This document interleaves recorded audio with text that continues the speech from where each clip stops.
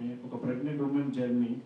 So తప్పనిసరిగా మీరందరూ థియేటర్లో చూడండి, మీ ఫ్యామిలీస్ని పక్కన అందరినీ చూడండి. ఇదే డెఫినెట్గా మీరు చూసిన తర్వాత ఒక every mother, every women, every pregnant women బయటకు వచ్చి చాలా ప్రౌడ్గా ఫీల్ అయ్యే సినిమా. సో ట్రైలర్ చూస్తే మీకు కొంచెం అర్థమై ఉండాలి.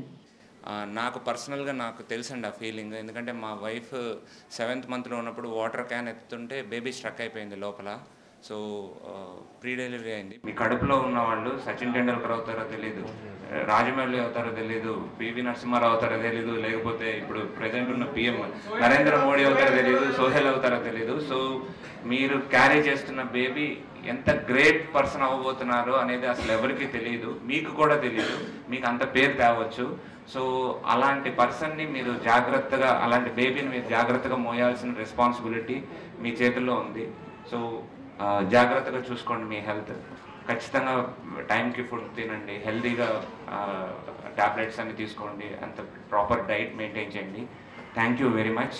అండ్ మీకోసం రేపు రిలీజ్ చేయాల్సిన సాంగ్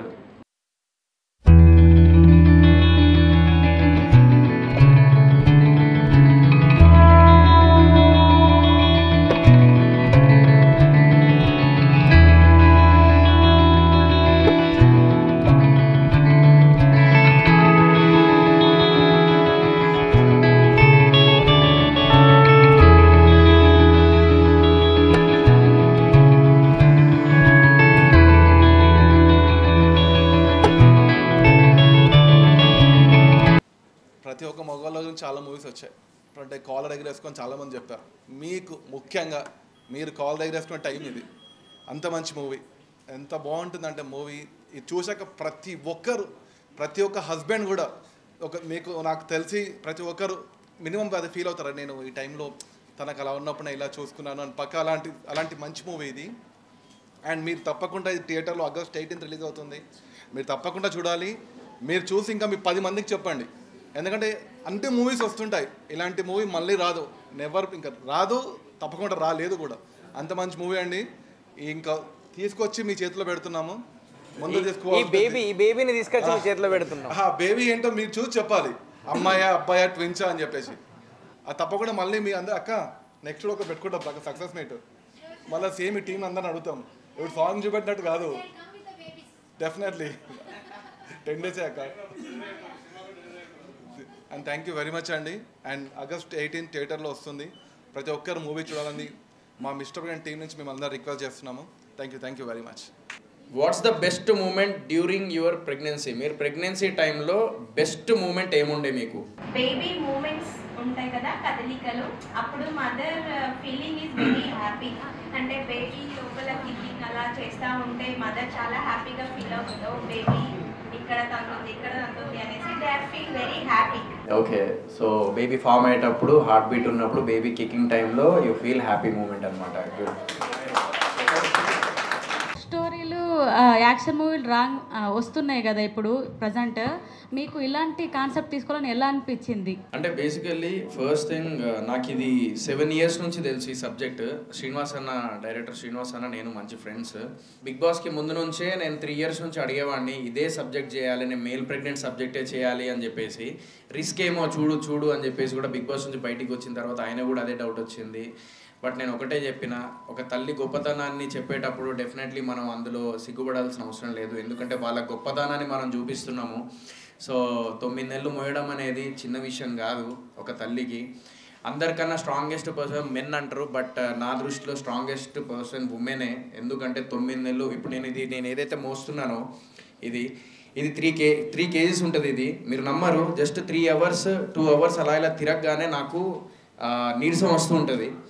సో నేను అప్పుడు అనుకున్నాను, అరే ఒక తల్లి 9 నెలల మోస్తారా, అసలు నాకు అర్థం కాదు, ఇంతకన్నా స్ట్రాంగెస్ట్ ఇంకేం కావాలి, మనం స్ట్రాంగ్ కాదు, they are mentally and physically they are strong అని చెప్పేసి అనిపించింది అప్పుడు. మీకు పెళ్ళాక అంటే ఒకవేళ రేపు ఫ్యూచర్లో సైంటిఫికల్లీ ప్రూవ్ అయిపోయింది అని చెప్పేసి ఒకవేళ ఇప్పుడు ఉండేది ఉంటే ప్రెగ్నెన్సీ మేల్ ప్రెగ్నెంట్ కూడా తీసుకునే అవకాశాలు ఉన్నాయి, ఏం కాదు, it's a healthy thing only, అది ప్రూవ్ అయింది అని చెప్పేసి అని అనుకుంటే, ఫస్ట్ బేబీ డెలివరీ అయిపోయిన తర్వాత సెకండ్ బేబీకి మీకు ఒకవేళ అలాంటి ఛాన్స్ వస్తే మీరు ప్రెగ్నెన్సీ తీసుకుంటారా? ఓకే అటువంటి ఛాన్స్ ఉంటే నేను తీసుకోవచ్చు. తీసుకుంటారా? Good, that's a good answer. So okay, so మీరు ఇప్పుడు ప్రెగ్నెన్సీలో ఇంత సాక్రిఫైస్ చేస్తున్నారు కదా, సో ఇదే పెయిన్, ఇదే హ్యాపీనెస్, ఇదే పెయిన్, ఇదే సాక్రిఫైస్లు బాయ్స్ కూడా చేయగలుగుతారా? అంటే ఒకవేళ అలాంటి సిచ్యువేషన్ వస్తే బాయ్స్ భరించగలుగుతారా మీ ఉద్దేశంలో? నో. అమ్మాయిలకు ఉన్నంత పేషెన్స్ అబ్బాయిలకు ఉండదు సార్. తొందరగా కోపం వచ్చేస్తుంది వాళ్ళకి. ఆ కోపంలో ఫస్ట్ నేనే ఉంటా కదా. ఇండైరెక్ట్గా ఇచ్చిర్రు నాకే, నాకు అర్థమైంది. అందుకని సార్. సో మిస్టర్ ప్రెగ్నెంట్ అనగానే మీ అందరికి ఇక్కడ మిస్టర్ ప్రెగ్నెంట్, ఇట్లా మేల్ ప్రెగ్నెన్సీ అని చెప్పేసి అనగానే ఎక్కడన్నా మీకు అరే మగోడు ఏంది, ప్రెగ్నెంట్ ఏంది, అదే అలాంటి ఏం సినిమా తీస్తుర్రు, అలాంటిది ఏమన్నా అనిపించిందా? అసలు మీ ఒపీనియన్ ఏముండే ఫస్ట్? ఎవరికైనా మైక్ ఇవ్వరి. అంటే ఎప్పుడు బేబీ ప్రెగ్నెన్సీ అంటే ఆడవాళ్ళే ఇంత బాధ భరించాలా, బాయ్స్ కూడా భరిస్తున్నారని కొత్త కాన్సెప్ట్ అన్ని కొంచెం డిఫరెంట్గా అనిపించింది. అంటే ఇది రెండు రకాలుగా అర్థం చేసుకుంటా నేను. అబ్బా మేమే భరించాలి, వాళ్ళు కూడా ఘోరం భరించాలి అని చెప్పేసి అట్లేనా? లేకపోతే లైక్ ఆ హ్యాపీ మూమెంట్, అలాంటి మూమెంట్ కూడా వాళ్ళు ఉంటే ఎలా ఉంటుందని చూడాలనిపించిందా? చూడాలనిపించింది, వాళ్ళు కూడా ఎట్లా బాధ వాళ్ళకు కూడా తెలియాలి కదా ఎట్లా ఉంటుంది. అవునవును, true. Would you like to see a man giving birth in future? Yeah, definitely. The reason?